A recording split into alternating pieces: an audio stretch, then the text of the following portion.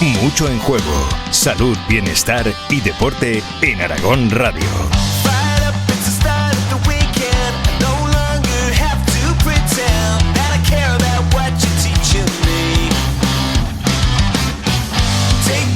Hola y bienvenidos. Soy Marta Perarnau, deportista profesional, psicóloga del deporte y entrenadora de fútbol. Bienvenidos y bienvenidas a Mucho en Juego, el podcast de la Cátedra Fundación Blanca de Apoyo al Deportista de la Universidad de Zaragoza, con la colaboración del Gobierno de Aragón y la Fundación Blanca de Apoyo al Deportista, donde intentaremos visibilizar aquello que no siempre se ve, la parte emocional, psicológica y humana del deporte. Estamos muy felices porque hoy estrenamos este espacio. Este es nuestro primer capítulo y, como todo inicio, tiene algo especial, algo diferente, porque hoy no venimos a hablar de títulos ni de cargos. Hoy queremos mirar un poco más adentro de la vida de tres mujeres que inspiran y son referentes, e intentar responder algunas de las muchas preguntas que surgen al conocer sus historias. ¿Qué hay detrás de una directora general de deportes? ¿Qué historia se esconde tras una ex esquiadora, presidente de una fundación? ¿O qué impulsa a una investigadora a dedicar su vida a fomentar la salud a través del deporte? Hoy nos acompañan tres voces que han vivido el deporte desde muchos lugares. Ellas son Nuria Garatachea, Cristina García y Lola Fernández Ochoa. Pero antes de presentarlas profesionalmente, como se merecen, vamos a comenzar charlando con ellas. Nuria, Cristina, Lola, bienvenidas y muchas gracias por estar aquí. Muchas gracias a ti. Gracias Encantada. a vosotros.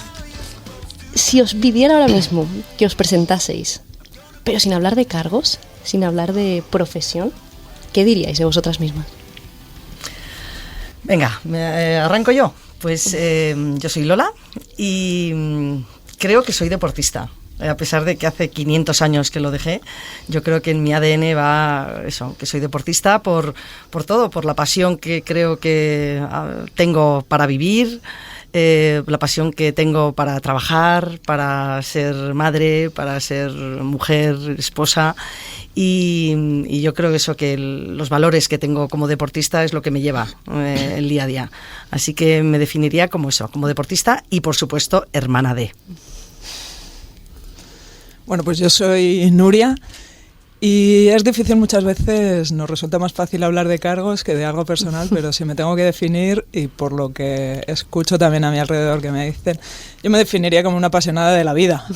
Apasionada de la vida en general, de lo que me trae la vida, de lo que me regala la vida y sobre todo una motivada también de la vida, porque aquello que se me pone un poquito por delante, pues intento impulsarlo y sobre todo facilitar las cosas a quien está a mi lado y intentar ayudar a la gente que tengo a mi alrededor. Pues yo soy Cristina, que poca gente me llama Cristina, todo el mundo me llama Cris y yo es verdad que me siento más cómoda, pero bueno, yo como dice Lola, soy deportista porque un deportista nunca deja de ser deportista, aunque dejes de practicar el día a día. Soy mujer ante todo y soy madre y a veces esa combinación resulta complicada de llevar en el día a día, ¿no? Sobre todo en la logística, pero es verdad que el deporte, si soy lo que soy hoy en día en cuanto a personalidad, es lo que me ha fomentado desde que soy pequeña, porque el deporte va en mi ADN y creo que el deporte ha sido la que me ha definido como persona, así que yo también me considero disfrutona de la vida, me considero una persona que constantemente sale de su zona de confort, pero eso también, bueno, pues te genera oportunidades y yo soy feliz con la vida que tengo, pero le debo mucho al deporte. A partir de estas definiciones maravillosas que vosotras mismas os habéis puesto, así que me toca a mí presentaros un poco más formalmente. Hoy tenemos con nosotras a tres mujeres que han sido muy importantes dentro del ámbito del deporte, aunque cada una de ellas se dedica a una rama muy diferente. Empezamos definiendo a Lola Fernández Ochoa, fue esquiadora, olímpica en Sarajevo 84 y tuvo que retirarse a los 22 años de edad por una lesión en la rodilla. Hoy en día lidera la Fundación Blanca de Apoyo al Deportista, un proyecto cuyo objetivo es acompañar emocionalmente a los y las deportistas, poniendo el foco en la salud mental. Por otro lado, Cristina García, o Cris para los amigos ya, es jugadora de baloncesto con 13 años de experiencia en la élite e internacional, diplomada en Magisterio de Educación Física, fue concejal de Deportes en el Ayuntamiento de Zaragoza y actualmente directora general de Deportes en Aragón. Y por último, Nuria Garatachea, directora de la Cátedra Fundación Blanca de Apoyo al Deportista, es doctora en Ciencias de la Actividad Física del Deporte, investigadora del Grupo GENUT y profesora titular de la Universidad de Zaragoza. Vaya currículum. Ahora sí, la definición personal más la definición profesional se aúna por completo, es maravillosa. Y aunque es probable que tengamos, quizás entre las cuatro también, muchas cosas en comunes, ¿no? Como deportistas, sí que hay algo que hoy aquí nos une en especial, y es esa Fundación Blanca de Apoyo al Deportista, de Apoyo al Deportista, esa cátedra de la Fundación Blanca de Apoyo al Deportista de la Universidad de Zaragoza y ese apoyo del Gobierno de Aragón. Se crea un espacio maravilloso para la salud mental de los deportistas. ¿Qué sentido tiene para vosotras que exista un espacio así? Bueno, yo si quieres te introduzco un poco por qué se monta la Fundación Blanca de Apoyo al Deportista, ¿no? Os podéis imaginar que surge a raíz del fallecimiento de mi hermana. Después de este duelo tan dramático que pasamos toda la familia, decidimos que no podía quedar en saco roto lo que había pasado con Blanca, ¿no? Que empezamos a recibir muchas llamadas de muchos deportistas que se sentían muy identificados, que lo habían pasado mal. Los propios hermanos, que somos 8 hermanos, 6 olímpicos, con lo cual todos habíamos pasado esos momentos tan duros, ¿verdad, Cris? De cuando dejas el deporte, ¿no? Y entonces decidimos que teníamos que hacer algo, digamos, el legado de Blanca, ¿no? Que teníamos que hacer algo bonito. Y yo creo que de un drama hemos hecho algo, pues, creo que espectacular, y es eso, montar esta fundación con el claro objetivo de ayudar, de apoyar al deportista, y sobre todo ha sido la corta vida de la fundación que nos ha llevado a enfocarnos sobre todo en el tema de salud mental, ¿no? Es verdad que yo estos 3 años llevo pues intentando visibilizar, normalizar y concienciar de la importancia que tiene cuidar la salud mental, no solo a las instituciones, sino también al propio deportista, que es muy difícil, ¿verdad, Cris? Que el deportista sepa que es importantísimo entrenar tanto el físico, la técnica, como entrenar la mente, ¿no? Y entonces ha sido en lo que hemos empezado, ¿no? Con este arranque, y poco a poco hemos ido viendo las cosas que había que hacer, y una de las primeras cosas que vimos, que conocía a Nuria en unas charlas, es la investigación, ¿no? Que hay pocos datos sobre cómo está el deporte, ¿no? Y cómo está el deportista, sobre todo a nivel mental, y es que no hay datos. Entonces decidimos que había que implicar, pues eso, un estudio como Dios manda, y tuvimos varios novios, os digo, y al final nos decantamos por la Universidad de Zaragoza, UNIZAR, porque creo que nos lo pusieron en bandeja. El Gobierno de Aragón nos ha apoyado desde el minuto 1, y luego, claro, conociendo a Nuria, como ella se ha definido tan pasional, pues decidimos que es que no había otra novia mejor, así que nos casamos claramente con ellos. Y a eso lo tenemos que añadir que a Lola le gusta mucho Zaragoza y Aragón y ese Pirineo. Sí. Y sí, la verdad es que además yo creo que desde el primer momento que nos conocimos hubo una empatía personal muy interesante, muy chula. Y hablando efectivamente de qué podíamos apostar, en definitiva, ayudar al deportista y al deporte, aunque como bien dice Lola, y a mí me gusta mucho, esta cátedra no es una cátedra del deporte, es una cátedra del deportista, la primera cátedra en la que realmente el interés está propiamente en la persona, ¿no? En la parte más humana del deporte, del deportista. Y claro, nosotros, ¿qué es lo que podemos aportar desde la universidad? Pues lo que aportamos es precisamente lo que dice Lola, es el generar nuevo conocimiento desde la perspectiva científica, hacer formación para trasladar ese conocimiento científico no solo a los deportistas, sino deportistas, entrenadores, familia, gestores, etcétera, hacer esa divulgación y luego también hacer formación para hacer esa sensibilización con la intención de proteger o cuidar mucho el bienestar del deportista, ¿no? Entonces esa es nuestra labor, y desde el primer momento el Gobierno de Aragón se implicó desde el principio con Mariano Soriano, después llegó Cristina García y hemos tenido las manos abiertas en el Gobierno de Aragón desde el primer momento, con un apoyo y empuje definitivo para sacar esta idea adelante, y hemos llegado hasta hoy, primer día de este podcast, y gracias también al Aragón Radio, que nos da este altavoz para poder llegar a más gente. Por lo tanto, creo que estamos cumpliendo objetivos. Pues yo me considero una afortunada, porque a veces te encuentras gente por el camino que vale mucho la pena, y que abre puertas a temas que hasta ahora habían sido tabús. Yo cuando conocí, bueno, a Nuria ya la conocía, pero es verdad que no tan a fondo, pero había estado en charlas en un congreso de deporte donde la había escuchado y luego conocí a Lola y al final es que tiene tanta vitalidad que te enganchan, ¿no? Y cuando me plantearon el tema de la cátedra y del proyecto me pareció tan importante, ya no solo para el deporte en Aragón, sino para la sociedad en general, de ser un altavoz, de decir, oye, la salud mental en el deporte es fundamental y es igual o más importante que la salud física.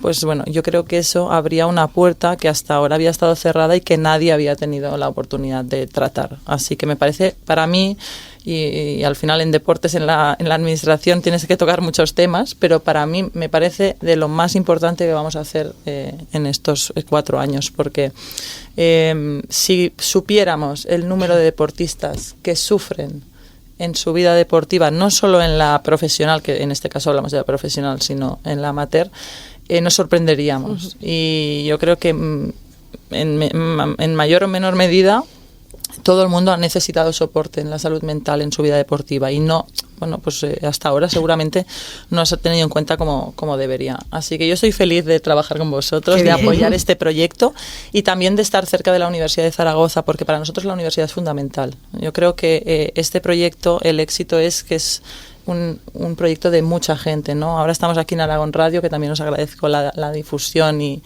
es fundamental que cuantos más actores entremos en este proyecto, más éxito tendrá, ¿no? Porque el soporte que da la Fundación Blanca a los deportistas, lo digo de verdad, salva vidas. Con Blanca pues no pudo ser, pero yo creo que lo que pasó con Blanca tiene que ser un punto de inflexión a la hora de abordar este tema de la salud mental con el deporte español.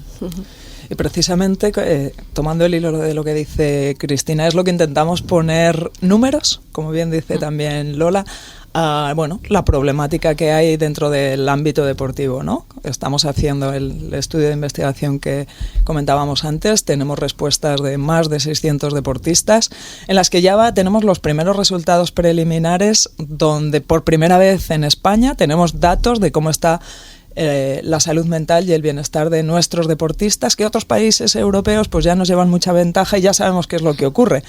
España, pues bueno, tendremos que ver el contexto sociocultural, deportivo, económico, etcétera, para ver qué impacto tienen nuestros deportistas. Entonces esperamos que ya dentro de muy poquito pues tener ya ese informe donde pongamos números y realidades. Pero de cuéntanos un poco, que estamos fatal todos los deportistas, cuéntalo. No, es probable. Estamos fatal, ya te lo digo yo, no hace falta. Vamos. Yo creo que estamos... me gusta ver el vaso medio lleno, me gusta ver el vaso medio lleno. Entonces, lo que pasa es que mientras haya una persona que está sufriendo porque tiene unas condiciones desfavorables, todo el apoyo y empuje y ayuda que le podamos dar siempre será necesario. Bueno, dependiendo de qué área estemos hablando, pues hay más problemas, pero sí que tenemos que decir que entre 600 deportistas, pues más de uno nos han dicho que, por ejemplo, tienen pensamientos o ideaciones suicidas. Por lo tanto, ya eso nos está diciendo que tenemos que hacer mucho por cuidar a nuestros deportistas. Igual también que tenemos que hacer mucho por la salud emocional de todos los ciudadanos. Y es que tenemos que decir que España lidera o está en cabeza del consumo de fármacos antidepresivos de toda Europa y de somníferos. Por lo tanto, algo ocurre en nuestro contexto sociocultural, económico, etcétera, que pese a ser un país donde tenemos mucho sol, donde nos gusta estar en la calle, pues estamos consumiendo de los más fármacos. Y eso se extrapola al ámbito deportivo, sin lugar a dudas. Analizando un poco cada una de vuestras respuestas, yo he de decir que me siento muy afortunada de estar hoy aquí, sentada con vosotras, 3 mujeres que con roles muy diferentes sí que creo que tenéis pues ese objetivo un poco en común, por supuesto, a través de la cátedra, de la fundación, de la universidad, del gobierno de Aragón, pero que a mí, a raíz, Lola, de tu respuesta, de cómo surge todo esto, ¿no? A raíz de una historia personal que se vuelve en un objetivo colectivo, para mejorar ese colectivo, sí que me gustaría llevaros de nuevo a por qué surge, sobre todo orientado a qué barreras os habéis encontrado vosotras, cada una en vuestro ámbito, para decir, necesitamos que haya algo que nos proteja, necesitamos que algo proteja a los deportistas. Venga, pues yo te puedo contar que el teléfono de la Fundación no para de sonar con deportistas que están continuamente pidiéndonos ayuda, sobre todo psicológica. O sea, hemos puesto un teléfono 24 horas al día, 7 días a la semana, para todos los deportistas de élite que lo necesiten, ese momento de estrés, de angustia, de depresión, que no sabes cómo gestionarlo, y tenemos un teléfono dedicado solo a ellos, ¿no? Gratuito, anónimo, que eso es muy importante porque si no es anónimo no llaman. Y la verdad es que a mí lo que me sorprende es eso, que a pesar de que tenemos este servicio que pueden contar con ello, no son muchísimos, pero tendrían que ser muchos más, porque yo sé que todos los deportistas en algún momento de tu carrera lo estás pasando mal. Luego, amén, que hay algunos que nos piden ya un apoyo psicológico como más continuado, ¿no? Pero el sparring, ¿no?, que es este teléfono, es verdad que son muchísimos los que nos llaman, y todos, absolutamente todos, nos piden apoyo psicológico. Y luego también este es el primer punto, y el segundo punto es la retirada. Me tengo que retirar, ¿qué va a ser de mí el día de mañana, ¿no? Entonces, para mí esas dos llamadas es que es tan recurrente, que siempre son las mismas peticiones, que al final es cuando tienes que te das cuenta, ¿no? Y dices, es que aquí falla algo, y ahí es donde pues estamos intentando entre todos pues darles una respuesta, ¿no? Darles un apoyo. Y antes de llegar ahí, pues está toda la etapa formativa del deportista. Si llegamos a la retirada y no sabemos qué hacer en la retirada, es que algo ha fallado en las etapas iniciales. Entonces eso es otro de nuestra labor, ¿no? Que es hacer formación para prepararte cuando te tengas que retirar, ¿no? La jubilación al deportista le llega muy pronto y muchas veces se va a tener que dedicar ahí a otras cuestiones para las que ha tenido que formarse previamente. Entonces hay mucho trabajo, por ejemplo, en potenciar la carrera dual en las universidades españolas, en el sistema educativo. Entonces, las etapas formativas también queremos trabajarlas no solamente de lo que es el sistema educativo, sino a nivel de clubes, de gestión, para dar una cobertura sobre todo muy integral. Creo que lo has dicho tú, Marta, antes, es que es algo de todos. El deportista se tiene que ver acompañado a todos los niveles, no solamente por su entrenador o el equipo, sino también por la familia, por los amigos, por su psicólogo o psicóloga, por la parte sanitaria o médica, etcétera. Entonces, este podcast es un poco lo que intentamos con ello, que es a todo ciudadano, ¿no?, a toda persona, el intentar hablar el mismo idioma de apoyo y de cuidado a los deportistas, que luego vemos en la televisión y les zarandeamos cuando hay éxitos, pero a veces cuando no hay éxitos o no dan lo que se espera, porque siempre les exigimos al máximo, pues nos olvidamos un poquito de ellos, que es cuando más lo necesitan. Es que esa retirada, ¿no?, que mencionáis, lo hablábamos un poco antes, fuera de cámaras, fuera de micros, nos educan deportivamente y culturalmente a crear una identidad deportiva. Y yo soy Cris y soy jugadora de baloncesto. ¿Qué ocurre después con Cris, no? Mencionas la importancia de la carrera dual, de seguir formándonos, pero vosotras desde vuestra experiencia, y te incluyo, Nuria, como deportista, ¿cómo habéis vivido esa retirada propia? Pues fue duro. Yo creo que hay que analizar muchas cosas, porque en el deporte de élite, cuando ya estás en el alto rendimiento, por decirlo de alguna manera, tienes que gestionar muchas variables. Una, la gestión de la frustración, la gestión del fracaso. No me gusta llamarle fracaso, pero hay situaciones deportivas en las que tú te generas unas expectativas que no llegan, ¿no? Y luego, tu vida deportiva, hay gente pues que es un referente, que es un ídolo para masas, ¿no?, que es conocido en la sociedad, y que cuando acaba su vida deportiva pasa a ser una persona más, ¿no? Y muchas veces entras en una vorágine donde tú estás sobre todo desubicado, porque lo que has hecho o lo que te has dedicado a hacer toda la vida ya no lo haces. Mi sensación, después de jugar muchos años y con alguna lesión, que es verdad que también influyó en mi retirada, tuve una época de estar desubicada, de decir, yo he estudiado una carrera, pero yo no me veía en ningún sitio, ¿no?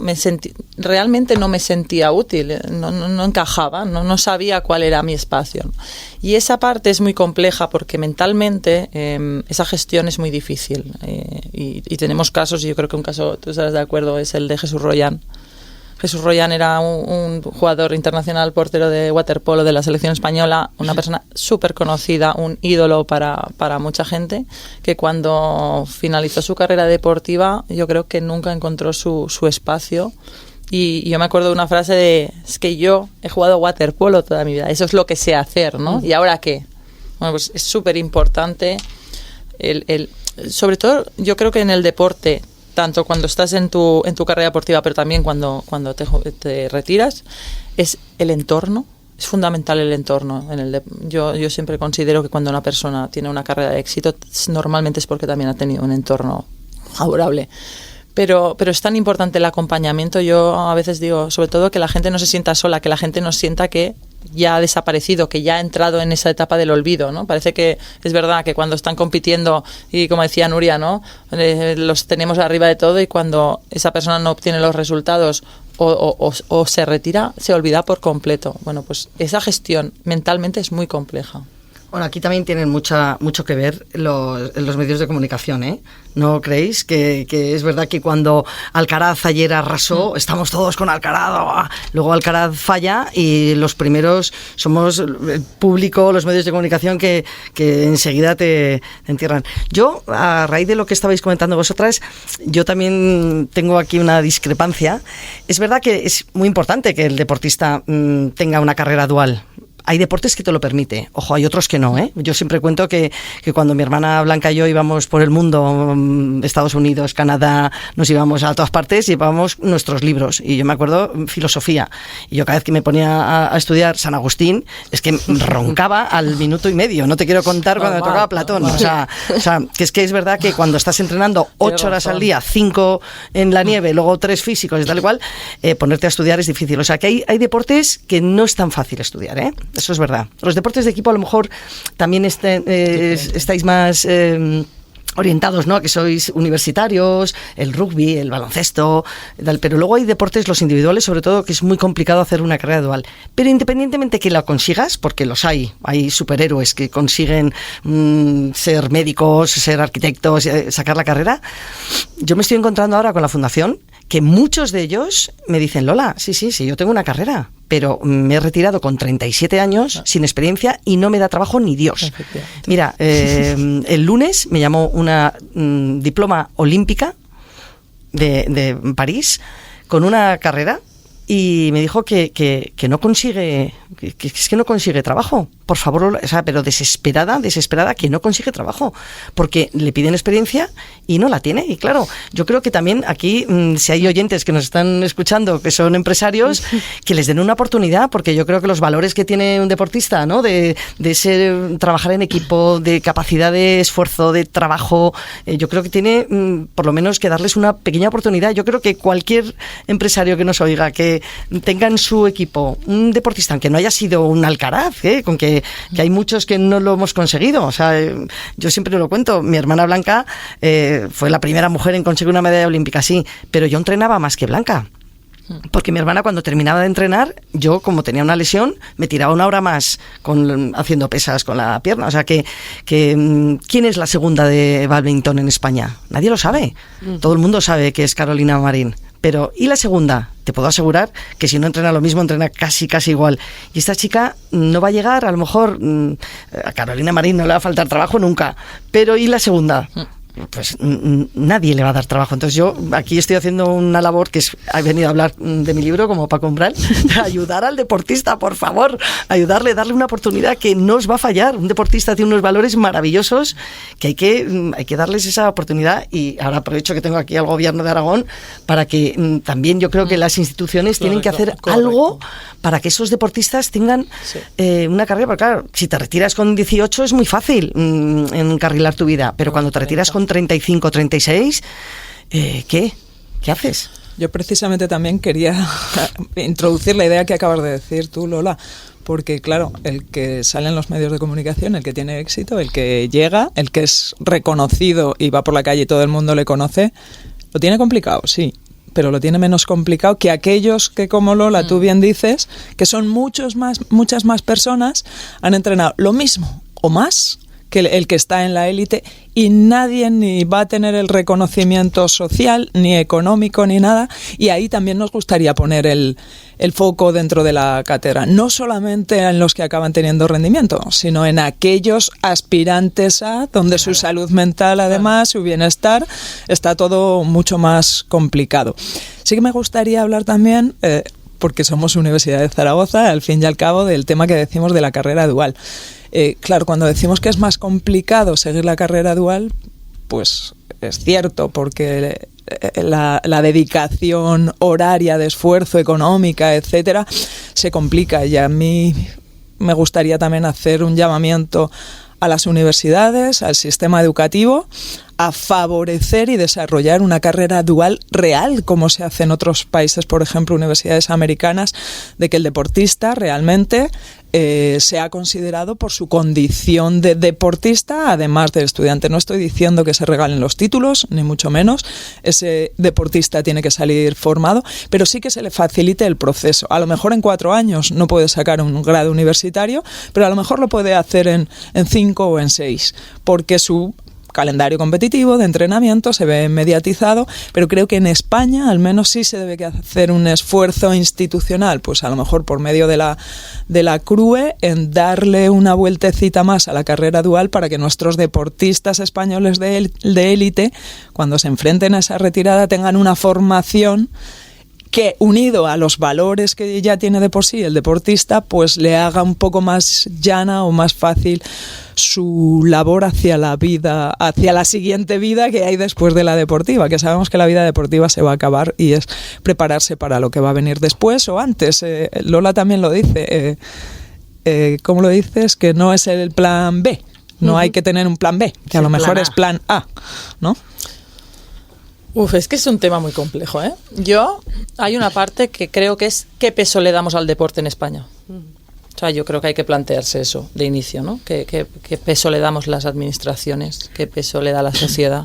O sea, ese es el primer paso que creo que deberíamos abordar, porque ahora mismo en todas las administraciones el deporte supone el 0,01, 0,2, 0,3, 0,6, 0,8% de un presupuesto general, ¿no? Pues seguramente aquí ya erramos, porque al final el deporte tiene que ser, para mí, es una herramienta fundamental en el desarrollo de la persona. Y a día de hoy, nosotros que estamos analizando a la población joven, tenemos un problema serio, ¿no? Con ya no solo con las condiciones físicas, sino con las condiciones de salud mental de los niños. Bueno, pues a día de hoy hay más extras, que digo yo, pantallas, más sedentarismo, que hacen que abandonen la práctica deportiva antes. Bueno, pues es que eso hay que abordarlo, porque al final para mí el deporte en la vida de los niños es fundamental. Tienen que hacer deporte, el que sea, pero tienen que hacer deporte, ¿no? Y no conseguimos que sea así. Por tanto, creo que el papel de las administraciones en el ámbito deportivo tiene que ser mucho más comprometido y, sobre todo, que se apueste de verdad por eso, ¿no? Y a veces hay una parte económica, pero hay otras cosas, otros factores que se podrían abordar. Esa es una. Luego, con las universidades es verdad que estamos trabajando el que los deportistas puedan compaginar su vida deportiva con su vida académica, con su formación académica. Pero también creo que si analizamos un poco lo que es la gestión en el ámbito deportivo en España, hay pocos deportistas que se dediquen a la gestión. Y nosotros ahora estamos en algún programa también con ADES, con la Asociación del Deporte Español, intentando generar esos puestos para mujeres. Ahí le has dado. Yo estoy muy sola en la gestión. Claro. Y creo que, jolín, el papel, en este caso de la mujer en la gestión deportiva, es residual, ¿no? Necesitamos más mujeres en la gestión en las administraciones, en la gestión en los clubes, en la gestión en federaciones. Hay una presidenta de federaciones españolas a día de hoy, que es Elisa Aguilar, Federación de Baloncesto. Todo lo demás son hombres. Ostras, el papel de la mujer en el deporte, en la gestión, que yo también hacías el llamamiento a las empresas. Yo a las empresas les digo, si tengo que escoger, tener un perfil deportista en mi empresa es un valor seguro. Es una persona que adquiere unos valores de compromiso, de esfuerzo, etcétera, que para una empresa, para mí, son fundamentales, ¿no? Yo ojalá me pudiera rodear de deportistas en nuestro ámbito. Y por eso digo que al final es darle una oportunidad. Pero debemos considerar el deporte como algo más de lo que se está considerando ahora, ¿no? Y es verdad que yo a Estados Unidos pues hay muchas cosas que no comparto, pero si a día de hoy me dices que mis hijos quieren ir a una universidad americana a formarse y a seguir haciendo deporte, obviamente les animaría. Y qué importante, ¿no? Es esta vía de trabajo que un poco todas mencionáis, orientada un poco al mismo ámbito. Sí que me gustaría comentaros otro ámbito que creo que es muy importante, que es el hecho de quizás normalizar, que podamos hablar de deporte y no solo se mencionen resultados, no solo se mencione la competitividad, sino que hablemos también de vulnerabilidades, que hablemos también de qué pasa después de la retirada, que hablemos de ansiedad. Creo que es uno de los tabúes que también a nivel nacional está costando mucho, es una lacra que tenemos, incluidos los deportistas, como tú mencionabas, Lola. ¿Qué podemos hacer dentro cada una de vuestro rol por intentar seguir normalizando hablar de salud mental? Bueno, nosotros con la Fundación hacemos muchos talleres, que uno de ellos nos los ha subvencionado la Fundación La Liga, que la verdad es que han sido unos partners maravillosos, y hemos estado haciendo talleres por varios clubs, que el otro día estuve aquí en Aragón, en el Tarazona, y bueno, hemos ido a muchos, y es verdad que lo que estamos intentando es concienciar, ¿no? Concienciar al deportista, porque es muy difícil. Ya os digo que si es difícil concienciar a un ciudadano normal de la importancia que tiene cuidar tu salud mental, de ir al psicólogo, que no tienes que ir al psicólogo cuando estás mal, sino a lo mejor tienes que, bueno, pues que sea una herramienta más, ¿no? Para autoconocerte, para saber un poco cuando tengas tus días malos, saber cómo esas herramientas que te dan, ¿no? Bueno, pues al deportista es muy difícil hacerle entrar en razón que eso es vital. Y desde la Fundación lo que estamos haciendo es eso, es intentar concienciarles de la importancia que tiene cuidar tu salud mental y preparar tu retirada cuando estás en activo. O sea, muchas veces la psicóloga que viene conmigo nos dice, mira, 1 de cada 4 españoles va a tener un problema de salud mental tal. 1 de cada 4 se lesiona. 1 de cada 4, o sea, que a lo mejor tú estás en tu auge deportivo y de repente mañana te rompes una rodilla, como en nuestro caso, Cris. O sea, que muchas veces tienes que estar preparado para que nadie está preparado para romperse, ni nadie está preparado para tener una depresión, por supuesto, pero que es verdad que si te autoconoces, si sabes contar con estas herramientas, pues yo creo que, y es importante que te las digan, porque claro, cuando nosotras hacíamos deporte, lo de psicólogo sonaba a un manicomio, vamos, yo en la vida he vivido, y ahora yo creo que ya, por suerte, se está empezando a normalizar, ¿no? O sea, ¿qué hace la Fundación Blanca? Pues eso, intentar visibilizar y normalizar la importancia que tiene pues el autocuidado mental de cada uno, ¿no?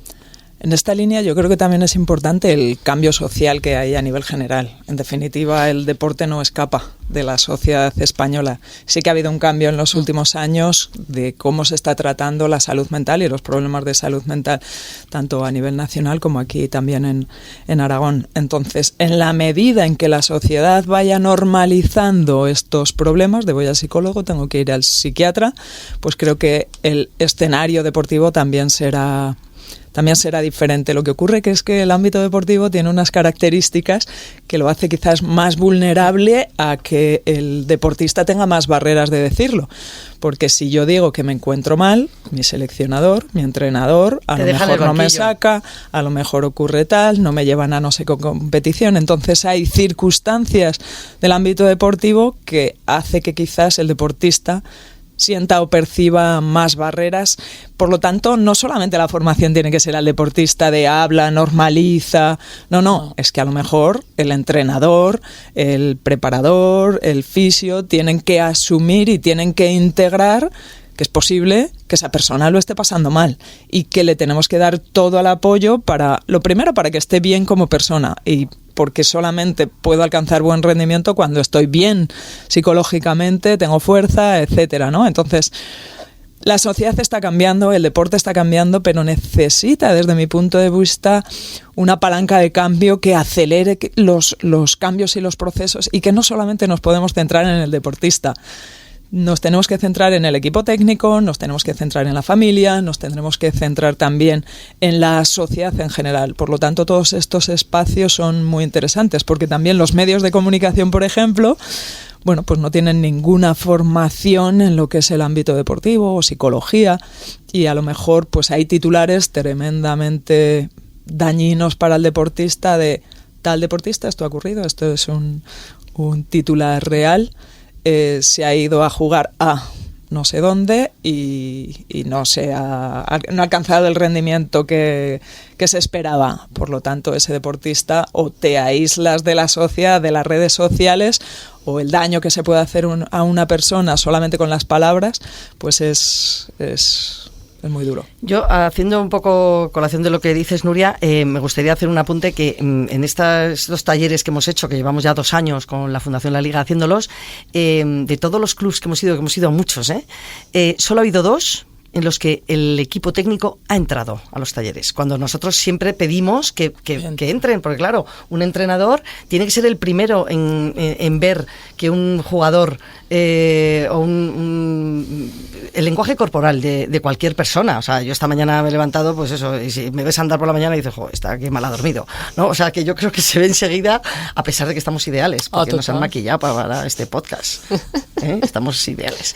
Bueno, pues eso, que es verdad que en los grupos técnicos, como dice Nuria, es que deberían ser los primeros en estar intentando pues formarse un poco a nivel psicológico, porque es vital que un entrenador tenga ese tacto, ¿no?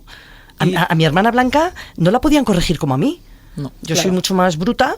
Y a mí me decían, ¿qué tal? Me regañaban y yo, pues bueno, a mi hermana Blanca había que ir con tacto. Si la regañabas igual, Blanca era muy sensible y a lo mejor pues se obcecaba y no esquiaba más. O sea, que yo creo que tienes que tener esa psicología de cómo tratar a uno y a otro. Precisamente, a mí aquí sí que me gustaría también el tratar este tema porque me parece de interés, porque ya lo estamos trabajando con la cátedra, la Escuela Aragonesa del Deporte, la formación precisamente que has dado tú, Marta, de a entrenadores, el cómo el entrenador es una pieza clave para cuidar al deportista en aspectos emocionales, ¿no? Y a raíz de esto, porque como también lo ha sacado Cristina encima de la mesa, creo que nadie tiene dudas de los grandes beneficios que tiene la práctica deportiva, actividad física a lo largo de todo el ciclo vital, no solamente los niños, adultos, personas mayores. Está más que demostrado, la evidencia científica es abrumadora, pero sí que es cierto que en etapas formativas de deportistas, de niños, adolescentes, muchas veces esa formación está en manos de personas que no tienen ningún tipo de formación y especialización. Acaba siendo el papá que juega a voleibol, entrena a los niños, que lo hace con todo su cariño y con toda su amabilidad, pero a lo mejor no tiene las herramientas necesarias para abordar eso y al final esa persona reproduce los modelos que utilizaron con ella. Entonces aquí sí que quiero también romper esa lanza, ¿no?, a favor de la profesionalización de los cuerpos técnicos, que tengan la formación necesaria, que los cuerpos técnicos son muy importantes, la profesionalización en la élite, pero son igual o más importantes en la formación de los niños, el cómo los estamos educando, el cómo los estamos tratando. Y muchas veces, desgraciadamente, pues no está en manos de profesionales formados y eso es uno también de las cosas que tenemos que trabajar, que a lo mejor va hilado también con lo que dice Cristina, cuánto estamos dedicando económicamente a la formación de nuestros deportistas, no con la intención de sacar más medallas en unas Olimpiadas, sino con tener una masa poblacional más feliz, más satisfecha y que disfrutan de su vida y sus circunstancias, ¿no? Voy al hilo de esto. Yo siempre digo que en las categorías de formación, sobre todo en los más pequeños, tendrían que haber formadores, más que entrenadores, porque estamos formando a los niños en valores, estamos enseñándoles a competir. Yo siempre digo que a mí no me importa que jueguen a ganar o perder, porque hay que enseñarles a ganar y hay que enseñarles a perder. Y no pasa nada porque pierdan. Yo discrepo mucho cuando dicen, no ponemos marcador. No, sí, no pasa nada. Controlado. Pero a los niños hay que enseñarles que en la vida ganas y en la vida pierdes, ¿no? Y cuando pierden, los míos que son pequeños y la derrota os podéis imaginar, ¿no? Es un drama cuando perdemos y lloramos y esto es injusto y el árbitro y tal. Entonces, ahí es donde entra tu papel como padre y madre, pero el papel del formador, ¿no? Y para mí es muy importante y yo priorizo que a mis hijos les enseñen valores en el deporte, que les enseñen a tirar o a regatear o a esquiar, ¿no? Eso, la formación técnica llegará y cuando sean más mayores, pero es muy importante. Y es verdad que yo creo que aquí fallamos. Pero también fallamos porque entran muchos factores. Entra el factor económico, ¿no? Si al final estamos valorando el papel de un entrenador en 50 euros al mes, pues hombre, no esperemos tener A lo mejor no. Entonces, a lo mejor hay que empezar por ahí. Es decir, yo priorizaría el papel del formador en categorías base, porque eso al final es lo que consolida al niño, que conforme se va haciendo adolescente, ¿no?, y crece, pues va aprendiendo. Eso es una. Luego, respecto al papel de la salud mental en el deporte, yo no lo he dicho, pero es verdad, yo cuando hablé con ellas dos y vinieron a ponerme el plan, el proyecto y tal, es que me sentí identificada porque pensé, ostras, yo, gracias a vosotras, descubrí que lo que me pasaba a mí en relación a la salud mental, donde yo tuve épocas buenas y épocas no tan buenas, ostras, tenía sentido. O sea, no era algo raro. Yo, al final, tú cuando tienes una sensación de fracaso o de estar desubicado, o de que no quieres levantarte para ir a entrenar, o que no tienes fuerzas, y que yo llegué a odiar una pista de baloncesto y dije, no voy a pisar más un pabellón, para mí era como un poco avergonzante, ¿no? Decir, ¿yo cómo explico esto? Me van a decir que tía, pues pírate, que no vales para esto, ¿no? De hecho, ni mi familia. Al final, yo digo, tú vas al fisio para cuidarte físicamente, ¿por qué no puedes ir al psicólogo para prevenir? Es que estamos hablando siempre de actuar, pero hay que prevenir, ¿no? Pues al psicólogo se va también para prevenir. Bueno, pues creo que la Fundación Blanca, en conjunto con la Universidad de Zaragoza, están haciendo algo súper importante, que es visibilizar y normalizar que tú a veces mentalmente puedes estar más flojo, más débil, fallar, etcétera, y no pasa nada. Igual que cuando te haces una rotura de fibras o te tuerces un tobillo o te dislocas el hombro. Bueno, pues ir al psicólogo tendría que ser algo natural, donde los deportistas fueran por prevención para trabajar su salud mental, y que no es algo ni que avergüence, ni que seas más débil, ni nada. Simplemente es parte de tu proceso y de tu camino. Y eso a mí, os lo digo de verdad, me ha servido para entender en su momento por qué yo me sentía así, ¿no? Y me gustaría que, jolín, que todos los deportistas que ahora están en un momento complejo en su vida deportiva entiendan la fundación como una herramienta para volver a estar bien, ¿no? Decir, oye, no, es que esto es una parte normalizada que te puede pasar en la vida, y que no pasa nada, que no eres un fracasado del deporte, ni eres un... No...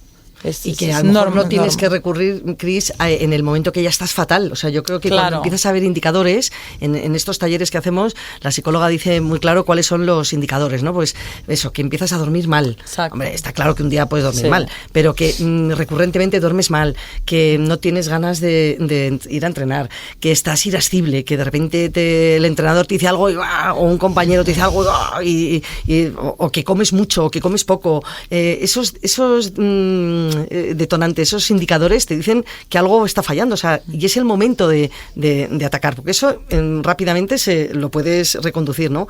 Lo malo es que cuando muchos de ellos nos llaman a la fundación ya están en un punto, están con un punto ya de una depresión, de intentos de suicidio, o sea, hemos tenido varios ya, entonces dices, pero bueno, qué barbaridad es esta, ¿no? Y además también en esa etapa formativa también le tenemos que decir a los padres, estos son datos objetivos que tenemos publicados, que es más fácil, tienes más probabilidad de que te toque la lotería a que tu hijo sea Messi, efectivamente. Entonces eso lo tenemos que asumir y quitar presión a los niños para que formarlos en valores. Y Marta, si me permites, voy a tomar ahora el rol de presentadora y te voy a preguntar a ti. Por supuesto, esto no me lo esperaba. Lo digo porque, como hemos dicho, la cátedra estamos haciendo acciones junto con la Escuela Aragonesa del Deporte de formación a entrenadores. Uh-huh. Entonces, ¿qué papel o cómo ves tú el rol del entrenador en lo que es el bienestar emocional de los deportistas en etapas formativas y también en la élite? Pues creo que lo habéis definido las tres de maravilla, pero para mí es un rol fundamental que creo que además desde la cátedra le damos mucha importancia, porque creo que además hemos vivenciado la influencia que puede llegar a tener. Ahí ya también os hablo un poco a nivel personal. Y creo que mencionáis algo muy importante, es decir, en etapas formativas no le damos esa importancia que a lo mejor merece, pero es que la problemática y las consecuencias no las vemos en ese momento, las vamos a ver a posteriori, y las vemos en una carrera ya cuando el deportista es profesional, cuando el deportista es mayor y no ha llegado, y ahí es cuando realmente lo vemos. Creo que el entrenador tiene un rol potenciador de la confianza que puede ser muy importante, pero al igual que lo tiene en positivo, lo podemos ver en negativo. Ahí está el riesgo. Creo que la inclusión de la figura del psicólogo en ese caso es fundamental, pero creo que también existe un tabú en ese sentido porque se ve como un posible sustituto al psicólogo o la psicóloga. Yo creo que ciertos entrenadores o ciertos cuerpos técnicos tienen miedo a la implementación de esta figura por miedo a ver si me van a suplantar. Y yo creo que tiene que ser un complemento, ¿no? Y abordarlo, como Lola decías, igual que la parte física se aborda por un profesional, esa parte mental tiene que ser abordada por otro. Claro, es que, mira, antes hablaba que solo hay una presidenta mujer, ¿no? Bueno, pues yo sé de muchas federaciones, que siguen hoy en día sin psicólogo en plantilla.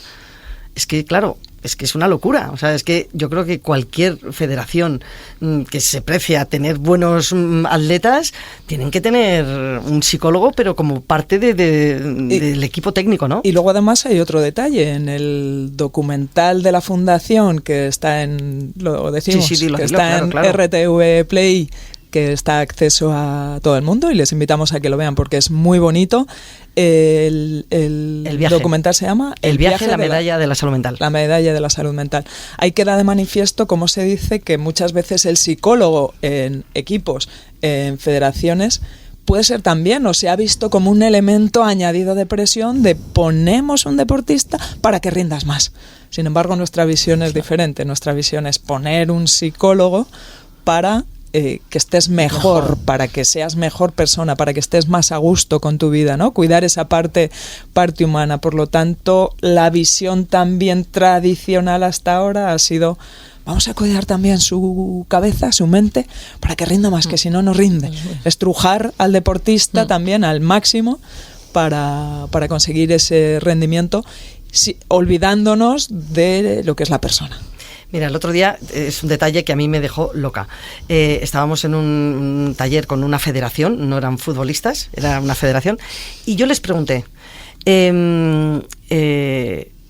¿sois felices? O sea, ¿estáis, os gusta? O sea, ¿os consideráis que de verdad os gusta lo que estáis haciendo? Y todos me dijeron que no. O sea, es curioso. La angustia que tienen. Claro. Entonces yo les decía, ¿y cuando ganáis qué sentís? O sea, alegría. Dice, no, alivio, me decían. Sentimos alivio.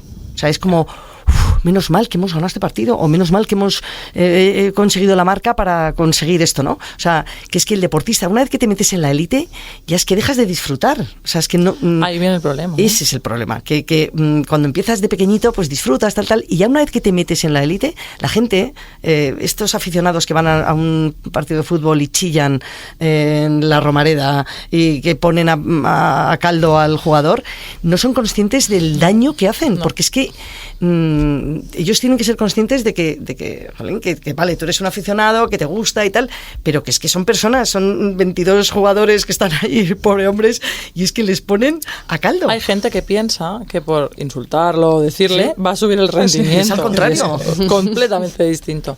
Pero mira lo que estás diciendo, ¿no? O sea, conforme vas profesionalizándote en el deporte, vas disfrutando menos. Vas disfrutando menos. Yo creo que el rendimiento está asociado directamente con el disfrute que tengas tú, claro, en la pista, en el campo, donde sea. O sea, en el momento en que pierdes la esencia, que es por lo que tú te has dedicado a ese deporte, ¿no? Tú te has dedicado al fútbol porque es lo que te gusta, porque es en lo que disfrutas y porque desde pequeña pues te habrá gustado.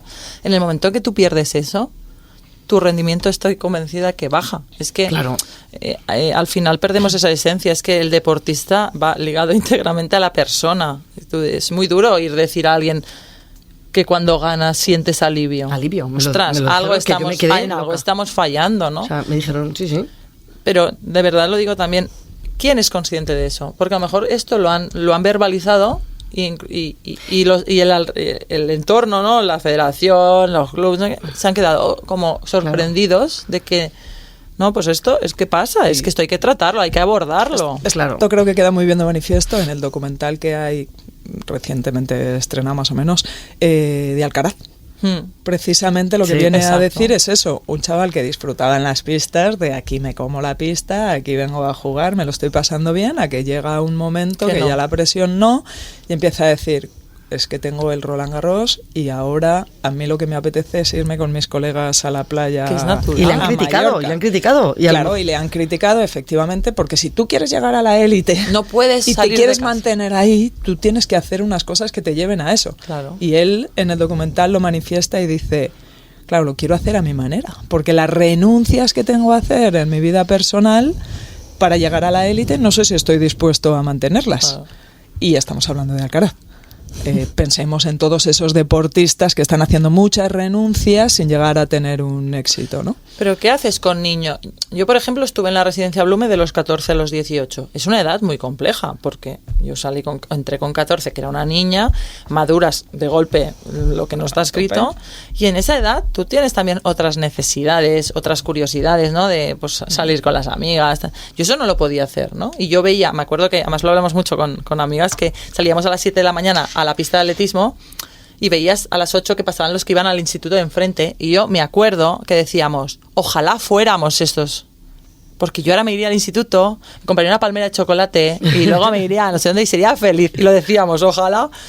Y en ese momento a lo mejor no estabas valorando la oportunidad que tenías, ¿no? de estar becada allí, pero hay momentos en que es natural que la persona piense en su parte más ociosa o en su parte más distendida, ¿no? A veces tienes que salir del túnel de la competición, no pasa nada. Quiero decir, siempre que haya un equilibrio, ¿por qué se le critica eso a Alcaraz, no? Dices, ostras, estás hablando de un chaval.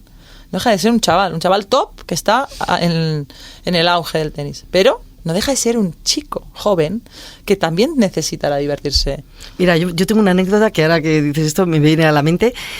Nosotras, cuando íbamos a la Copa del Mundo, íbamos a la antigua Yugoslavia, que ahora yo creo que es Croacia, o sea, bueno, Maribor está, me parece que en Eslovenia. Bueno, pues pasábamos delante de la autopista de Italia, Venecia, 3 kilómetros. Pues si yo he pasado 80 veces y ver el cartel de Venecia 3 kilómetros y no conocía Venecia.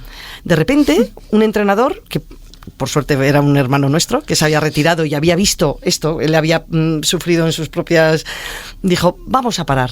O sea, de repente te enseñan una ciudad. Claro, nosotras hemos recorrido el mundo, pero todas las estaciones. Yo me conozco todos los puertos de montaña, pero París lo conocí de mayor, Venecia... O sea, yo creo que también eso, en los entrenadores tienen que ser ellos los que te digan, disfruta de lo bonito. O sea, estás yendo a una Copa del Mundo. Venga, vamos a parar en Venecia, y aunque sea un minuto y tal. Y esto tenéis que recordarlo.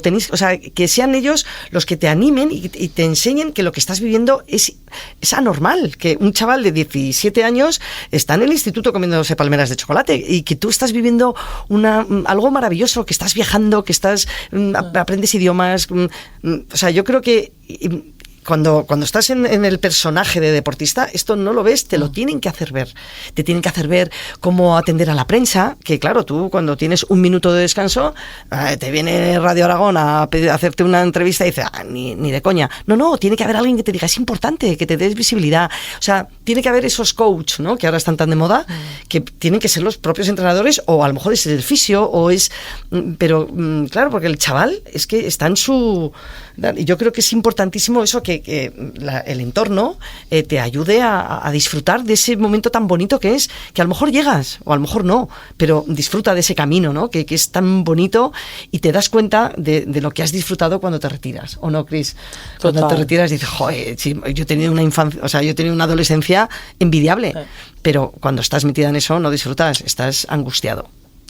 De hecho, yo el papel del entrenador es tan fundamental, el mensaje, cómo lo transmite y qué transmite, es que incide directamente en el rendimiento del deportista. O sea, a mí depende, porque es lo que dice Lola, ¿no? Hay diferentes personalidades, no le puedes corregir a uno igual que a otro, porque se lo va a tomar distinto, lo va a absorber de manera distinta. El papel del entrenador, el entrenador tiene que saber que es un referente para el deportista. Total. Es su acompañante, es su formador, es todo. Entonces... A veces, es verdad, pues a veces yo creo que los mensajes todos los lanzamos sin pensar de cómo puede incidir o cómo le puede llegar a esa persona. Y eso a veces trastoca también. ¿Qué?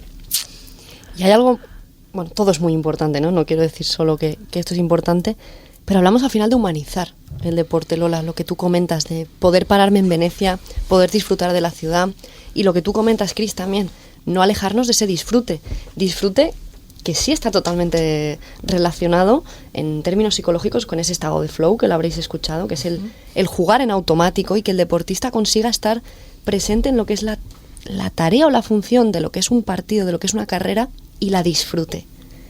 ¿Qué ocurre? Que quizás ese entorno, cuando nos vamos acercando a la élite, esos 14, 17 años, o ya en alto rendimiento, no nos acompaña hacia ese disfrute, sino que nos centra más en aspectos técnicos, en aspectos tácticos, y qué lejos estamos entonces de darle un valor diferente al deporte. Pero ¿no pensáis que también, además del entrenador, además del entorno familiar, deberíamos hacer un cambio quizás en la perspectiva social de lo que es el deporte? Uf. Sí. Mira, yo una de las cosas que he pedido a un amigo de mi hija, que es filósofo, es que me dé, se lo pedí al presidente del Consejo Superior de Deportes, al señor Uribes, que es filósofo, y me dijo que me lo haría, no me lo ha hecho. No sé si me va a oír en el podcast, pero bueno, ahí lo dejo. Total, que se lo he pedido a otro un chico que es filósofo, que me diga qué significa el deporte para la sociedad. Porque yo creo que es importante cuando hablamos, porque claro, a lo mejor un contribuyente que no le gusta mucho el deporte dice, ¿por qué con mis impuestos tengo que pagar X, el 0, no sé qué % al deportista, ¿no? Bueno, yo creo que el deportista para la sociedad genera, es mucho, o sea, es un embajador, todo el mundo sabe dónde está Mallorca por Rafa Nadal.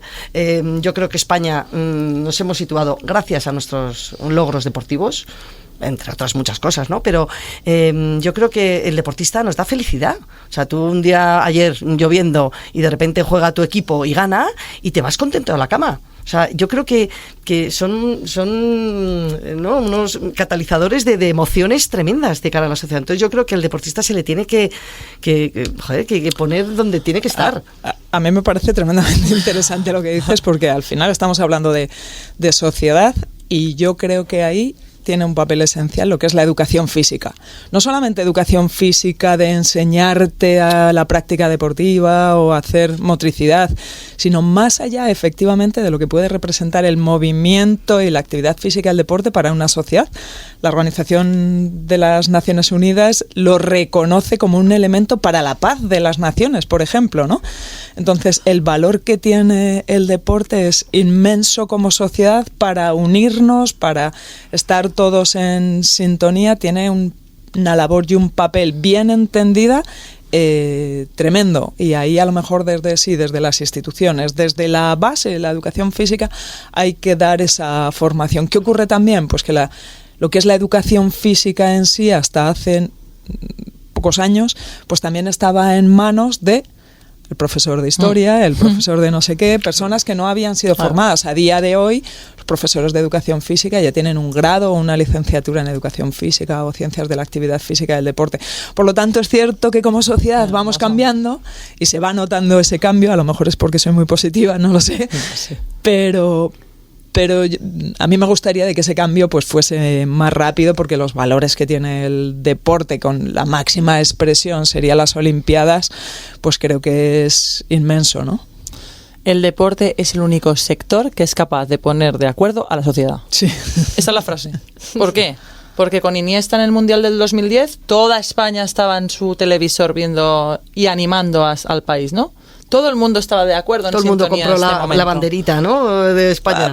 Cuando hay muchos derbis que no nos ponemos de acuerdo. Cuando son las Olimpiadas, todo el mundo está pendiente de los relevos. No, hay gente que no ve atletismo en todo el año, pero cuando son las Olimpiadas, ahí estoy, ¿no? El deporte es capaz de poner, imagínate en el fútbol, que es imposible, ¿no? Que es incapaz de tener un poco de tranquilidad en las gradas. Oye, cuando juega la selección parece que la gente entra en comunión y el país está como todo muy en la misma línea. Bueno, eso solo lo consigue el deporte. No hay ningún sector, ni el empresarial, ni el económico, ni el político, otro. Nada, el deporte. Entonces, jolín, al final, el deporte, hay muchos países que lo consideran parte esencial de la sociedad. Y es obligatorio en los centros escolares que los niños, aparte de la educación física del cole, practiquen disciplinas deportivas. Y eso hace también, es lo que dice Nuria, ¿no? Una sociedad más sana, saludable, pero una sociedad más pacífica. Y tú ahora como política, venga, te voy a echar una lanza a tu favor. Estáis haciendo mucho en Zaragoza ahora, ¿no? Es la ciudad del deporte, Cuéntame, ahora que no te puedes... ¿Qué pasa con los Juegos Olímpicos de invierno? No invitéis a Lola más. ¿Qué va a pasar con los Juegos Olímpicos de invierno? Este podcast no sé si puede salir. Habla de deportes de verano, pues y estoy aquí. Mira, yo lo digo desde el punto de vista personal, ¿eh? A lo mejor mañana me han rescindido el contrato ya. Los Juegos de Invierno fueron un fracaso político. Esa es mi opinión personal. Claro. ¿Por qué? Porque se entrometió la política en el deporte. Y eso fue un fracaso. Esa es mi opinión personal. Y no hablo ni de unos ni de otros. Hablo del ámbito político. El ámbito político tiró por tierra los Juegos de Invierno. ¿Qué pasa? Que no sé, yo ya no entro, ¿no? En si fue uno o el otro, pero, ostras, al final, cuando entran agentes externos en el deporte, suele acabar mal. Y yo creo que nosotros, ahora yo que estoy en este rol, ¿no? Que yo siempre digo que es temporal, porque es una parte que yo estoy muy agradecida de también trabajar por el deporte desde el ámbito de la gestión pública, porque bueno, pues mi objetivo es que cuando yo me vaya haya dejado un poquito mejor de lo que estaba, ¿no? Y el que venga, que lo deje un poco mejor de lo que lo encontró conmigo. Bueno, pues un poco de la cadena. Pero yo siempre digo que, jolín, la administración tiene que ser facilitadora.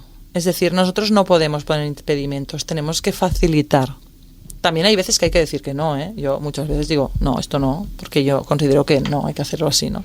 Pero el papel de la administración, tanto del CSD como de los gobiernos autonómicos, como de los ayuntamientos, es facilitar, impulsar. Es decir, para nosotros ese tiene que ser el objetivo, o al menos yo así lo entiendo. Claro. Te voy a echar un gancho, Cristina. Las Naciones Unidas definen el deporte en el contexto del desarrollo y la paz, como cualquier forma de actividad física que contribuye al bienestar físico, al bienestar mental y al bienestar social, como juegos, recreación y deportes organizados o no. Y esta definición se extiende más allá de la propia competición, reconociendo la importancia del deporte para promover la paz, el desarrollo sostenible y la inclusión social.